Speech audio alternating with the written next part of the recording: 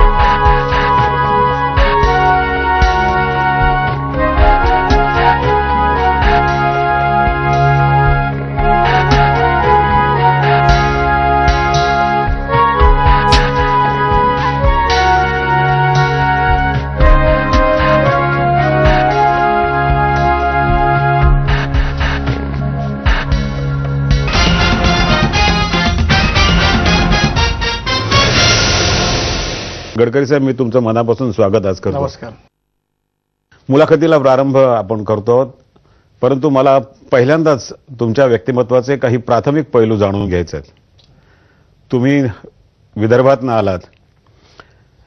विदर्भाविषयी बोलत असताना असं म्हटलं जायचं की नागपूरची संत्री ही नागपुरातच खपायची, ती नागपुराच्या बाहेर खपायची नाहीत. पण विदर्भाचा सांगितला जाणारा अनुशेष आणि नागपूरविषयी केला जाणारा हा उल्लेख हा सर्वार्थाने खोटा ठरवून तुम्ही आज नागपूरची संत्री ही उर्वरित महाराष्ट्रामध्ये खपवून दाखवलीत आणि अनुशेष नाही हे तुम्ही महाराष्ट्राचं नेतृत्व भारतीय जनता पार्टीचं आज करतात, त्यातनंही तुम्ही सिद्ध करून दाखवलं. पण या सगळ्या राजकारणाची तुमची वाटचाल सुरू होण्यापूर्वीचं तुमचं जे बालपण आहे ते जे नागपूरमध्ये गेलं ते कसं गेलं? तुमच्यावरती प्राथमिक काळामध्ये संस्कार कोणाचे झाले? समाजकारणाकडे वळावं हे तुम्हाला कसं वाटलं? माझ्यावर सगळ्यात जास्त संस्कार माझ्या आईचे झालेत. मी थोडासा एखाद्या इजारदार मालगुजार घरातलं आमचं घर होतं.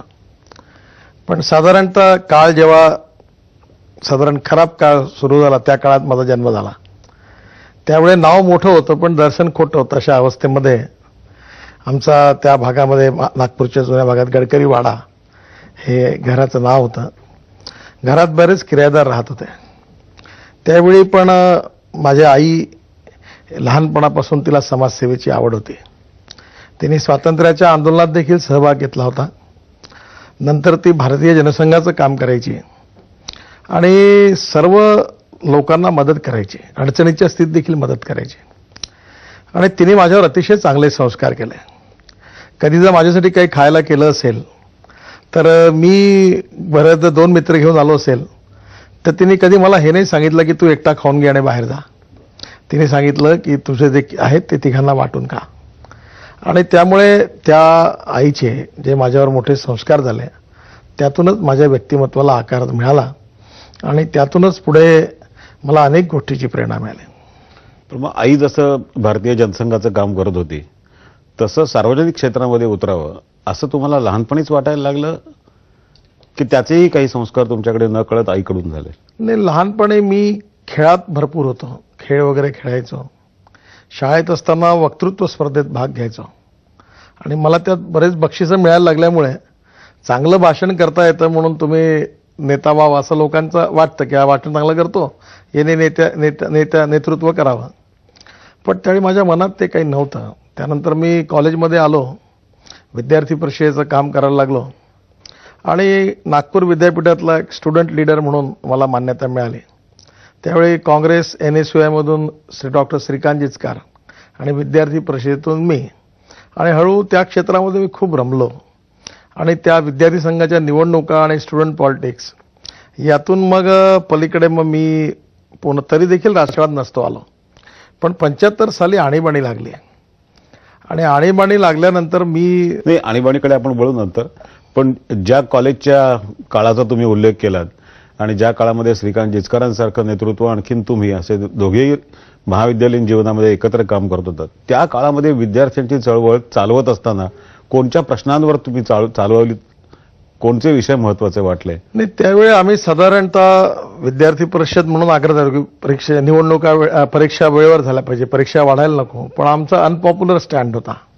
बाकीचे मुलं बस हायजॅक करायचे, तोडफोड करायचे आणि मग परीक्षा वाढायच्या. एक वर्षी मी पण विद्यापीठामध्ये खूप गोंधळ घातला आम्ही आणि परीक्षा वाढवायच्या नाही, वेळेवर घ्यायच्या म्हणून गोंधळ घातला होता. त्यावेळी बऱ्याच घटना घडल्या.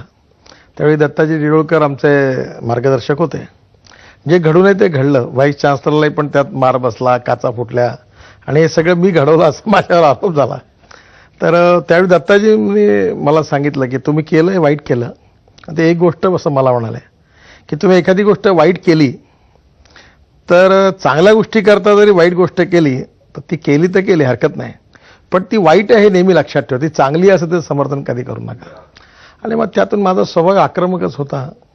त्यामुळे त्या सगळ्या याच्यात मी ओढल्या गेलो आणि मग पुढे लोकतांत्रिक युवा मोर्चा झाला, जनता पार्टी करता प्रचारात गेलो आणि असं पुढे सुरुवात झाली त्याची. आणीबाणीचा उल्लेख तुम्ही केला. आणीबाणी तसं झालं की स्वाभाविकपणे मी पार्ट 2 ला असताना आणीबाणी सुरू झाली आणि मग त्यावेळी त्या सगळ्या ॲक्टिव्हिटीजमध्ये मी इन्व्हॉल्व होत गेलो. त्यामुळे कॉलेजकडचंही लक्ष कमी झालं त्या काळात 2 वर्षात आणि त्याचा परिणाम म्हणून मी सायन्स माझं नापास झालो. मग मी कॉमर्सला गेलो आणि मग लॉला गेलो. कारण या ब्रँच जे आहेत कॉमर्स आणि लॉ याच्यामध्ये म्हणजे लोक कॉलेजमध्ये अभ्यास कमी करायला देतात आणि मग लॉ झाल्यानंतर मग मी स्वाभाविकपणे या सगळ्याच्यात आपोआप खिचल्या गेलो. पण आजच्या पिढीला जर का आणीबाणीचा संदर्भ सांगितला तर आजच्या पिढीला आणीबाणीच्या संदर्भातलं काहीही आठवत नाही आणि काही माहितीही नसतं.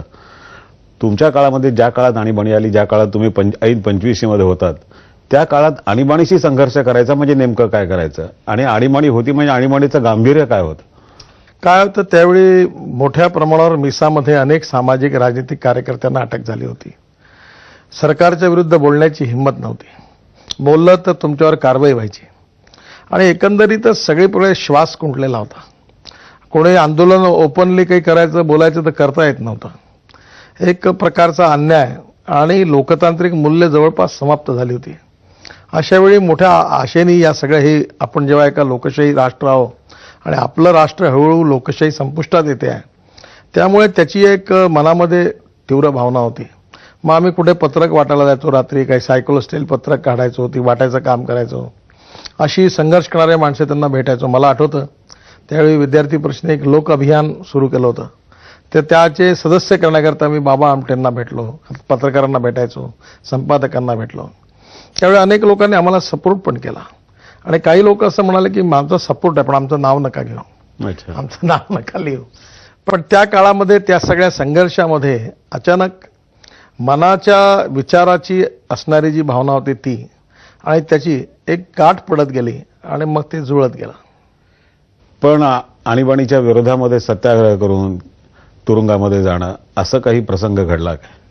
नाही, त्यावेळी घडलं नाही. कारण माझं ते पहिलंच वर्ष होतं कॉलेजचं त्यावेळेचं आणि दुसऱ्या वर्षी त्या 2 वर्षाच्या काळात ते पहिलं वर्ष होतं.